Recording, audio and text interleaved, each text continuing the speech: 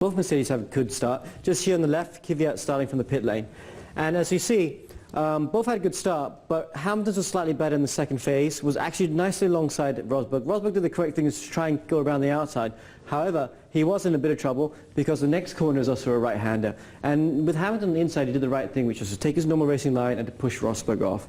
That's a bit aggressive, but that's all fair and love and motor racing, and that's what he did.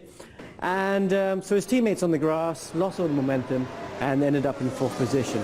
So tough start for him, and this meant that after that Hamilton just had to drive a nice clean race to the end of the race to try and win to win it quite comfortably. Whereas Rosberg had a big fight back. Now back to the start, the other drama that happened was of course a story of three punches between Ricciardo, Massa, and then Perez also got caught up here. So you can see them labelled right here.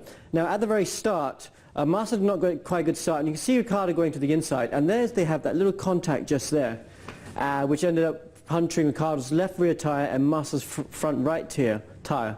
And you can see the sparks starting to come off Massa's car now at this point because the tyre's deflated.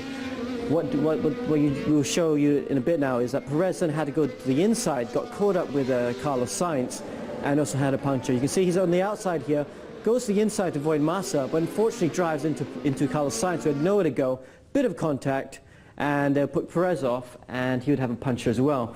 So all three of them managed to keep going and recover. Perez would finish 12th, Ricciardo finished 15th, and Massa would eventually finish in 17th position. Felipe Massa with another poor start. Of course, in Singapore, his opening lap was a nightmare, effectively ended his Grand Prix, and here he is today again with a horrible first lap. Nico Rosberg, the second best man today, as he said, you know, this really was the best result he could have done, and it was all about that undercut, wasn't it, today with Vettel? The team played it out very well.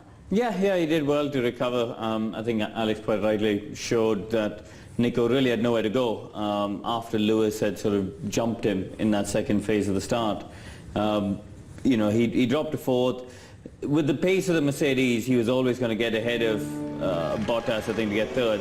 But then they did a good race strategically to undercut and pit earlier than the Ferrari. We heard Vettel on the slowing down lap talking about maybe in hindsight we should have pitted a bit earlier, and you know he was hoping for a bit more pace on the in lap, but unfortunately he didn't have it. In terms of good pit stops, Ferrari did it perfectly today. 2.2, wasn't it, for both Kimi and Vettel actually, with excellent pit stops. Sebastian Vettel, he didn't sound disconsolate, did he, during the team radio just now, but certainly said that was the best he could do, and they were faster than the Williams at the end of the day, but couldn't quite catch up to Mercedes. Oh, they're the second best car, and they finished third, fourth. You know, if you look at it, that's kind of the expected result. You know, I think the one massively out of place was obviously Felipe, but I have to say Massa, I'd put it down to his own mistake. You know, he tried to move in on Ricciardo after a bad start and got that puncture, so it's kind of his own doing. But if you look at the finishing order, you got the two Mercs, the two Ferraris, and then Valtteri. And, you know, really good race by Hülkenberg as well, I thought, to get sixth, you know, and at a track where you wouldn't have thought Force India to be the fourth best car. He was right up there. It was a tight battle in the midfield. Back to the Williams, namely Valtteri Bottas. We thought potentially the Finn could finish on the podium. It wasn't to be. Kimi Räikkönen, not the most, you know, devastatingly exciting race or a drive from the Finn, but he managed to keep toe-to-toe with his team, and at least to keep that Williams at bay, which is the best thing that the team could have hoped for today, obviously. Yeah, I think so. I think it was, you know, they never had a chance to really challenge the guys further up front. They didn't have the speed, you know, and it's a strange race in terms of tyre wear, because you know, we all heard the drivers before the race talking about how these higher pressures are going to be critical, and but we never saw a massive cliff, did we? We never saw people fall apart. They just seemed to be driving around a bit slower than perhaps they would have liked.